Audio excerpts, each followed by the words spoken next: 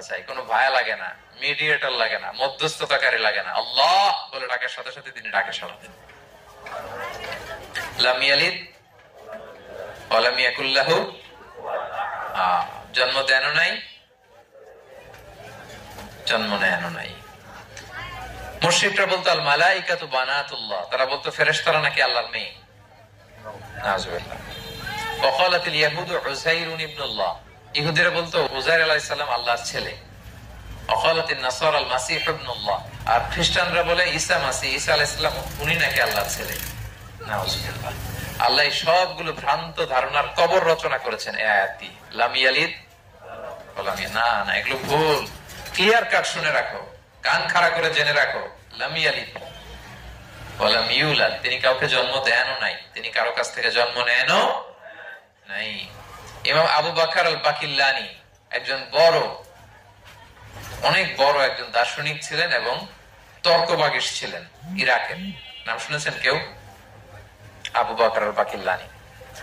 তো উনি কারোর সাথে তর্ক লাগলে উনি খ্রিস্ট ধর্মের কত লোককে যে শাহাদা পড়াইছেন ওনার এই যৌক্তিক আলোচনা দিয়ে, তর্ক দিয়ে। সুবহানাল্লাহ।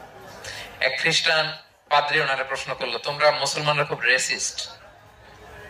উনি বললেন কেন? বলছে তোমরা খ্রিস্টান মেয়ে বিয়ে করতে পারো, ইহুদি মেয়ে বিয়ে করতে পারো, মুসলিম কিন্তু ইহুদি মেয়ে খ্রিস্টান মেয়ে শর্ত সাপেক্ষে, কিছু শর্ত আছে ওই আলোচনা যাচ্ছে, শর্ত সাপেক্ষে বিয়ে করতে পারে আহলে কিতাব হলে, কিন্তু কোন খ্রিস্টানরা মুসলিম মেয়ে আমাদের মেয়েদেরকে বিয়ে করতে পারবে না, কোন ইহুদি আমাদের মেয়েকে বিয়ে করতে পারবে না। তো বলে তোমরা খুব রেসিস্ট, তোমরা আমাদের মেয়ে না, ওকে তোমাদের মেয়ে আমাদেরকে দাও না। তো তিনি বলেন তোমরা তো ইহুদি, তোমাদের নবী হচ্ছে মুসা আলাইহিস সালাম, ওনাকে তো আমরা মানি, ওনার কথা তো কোরআনে আছে, এজন্য তোমাদের মেয়েকে বিয়ে করতে পারি। আর খ্রিস্টানদের নবী হচ্ছে ঈসা আলাইহিস সালাম, ওনাকেও মানি, ওনার মায়ের নামে বিশাল সূরাই আছে, সূরা মারিয়াম, আর ওনার ব্যাপারে হাজার শত শত আয়াত, তো এজন্য তোমার খ্রিস্টানদের মেয়ে বিয়ে করতে পারি। তোমরা তো আমাদের নবী মুহাম্মদ সাল্লাল্লাহু আলাইহি ওয়াসাল্লামকে মানো না, মুহাম্মদ সাল্লাল্লাহু আলাইহি ওয়াসাল্লাম যে শেষ নবী এটা তোমরা মানার সাথে সাথে মুসলমান হয়ে যাবে, এরপর আমাদের মেয়েকেও তোমরা বিয়ে করতে পারবে। তো এভাবে উনি এমন ভাবে উত্তর দিতেন, বুহিতাল্লাযী কাফার, একেবারে লাজবাব হয়ে যেত।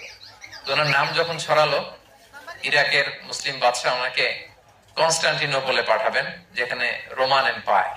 তো রোমান এম্পায়ার এরাও খুব প্রস্তুতি নিয়ে আছে যে আবু বকর আল বাকিল্লানিকে ডিল করা অনেক কঠিন, সে আসতেছে, তার সাথে কিভাবে কি করা যায়। আপনারা জানেন যে খ্রিস্ট সমাজের নিয়ম হচ্ছে রাজার দরবারে ঢুকতে গেলে কুর্নিশ করে ঢোকা লাগে। কি করে?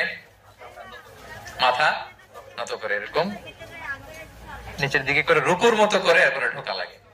তো এখন তারা প্ল্যান করতেছে যে আবু বকর বাকিল্লানি তো জীবনে আমার কুর্নিশ করবে না, এটা তো আমার জন্য অপমান হয়ে যাবে, কি করা যায়।